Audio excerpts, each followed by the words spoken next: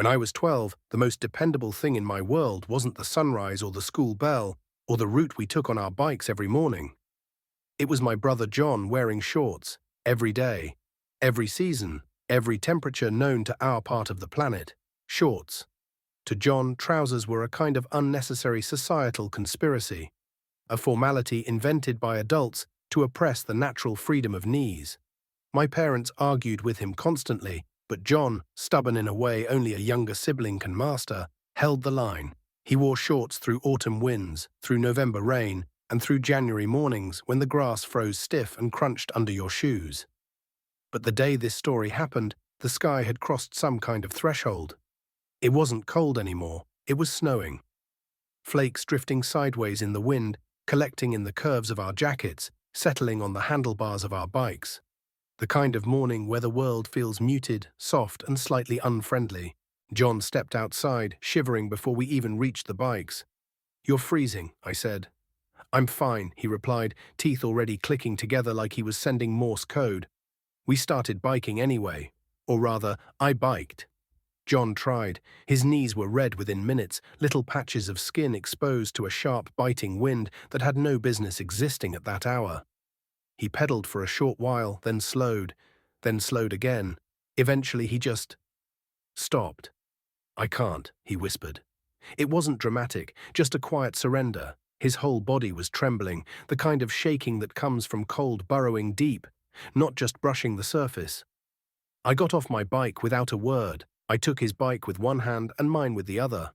"Walk," I said. "We'll go slow." He nodded, eyes wet from the cold or from frustration. It was impossible to tell. Snowflakes clung to his eyelashes. We must have been a strange sight, me pushing two bikes, John walking beside me in shorts, shivering and trying not to cry, but failing a little anyway. By the time we reached school, he was pale, lips nearly colorless. The principal spotted us as we came in.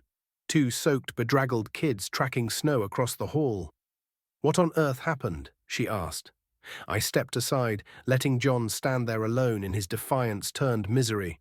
Bare legs blotched red, shoes soaked, socks stiff with frozen slush. He looked like a child who had just discovered that reality did not bend under the weight of his preferences.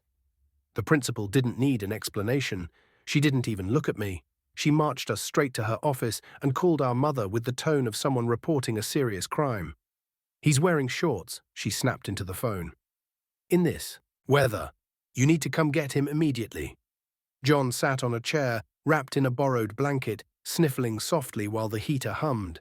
I sat beside him, trying not to smile, not in a cruel way, but in that older sibling way, where the absurdity of the situation starts to outweigh the worry. Mum arrived 20 minutes later, embarrassed and apologetic. The principal lectured her as if she'd sent her son to school wearing a swimsuit in a blizzard. John didn't defend her, didn't defend himself, didn't say anything at all. He just kept holding the blanket tight around his shoulders, legs tucked up out of sight. When they left together, he gave me a tiny look, the kind that says, "Don't you dare tell this story to anyone." Of course, I kept the promise for years. But time has a funny way of turning moments like these into something else. Not shame, not guilt, just a quiet, enduring memory of childhood and the strange, stubborn loyalties we carry back then. And eventually, even John laughed about it. Though I'll say this, for the rest of that winter he wore trousers. Grudgingly, suspiciously, but he wore them.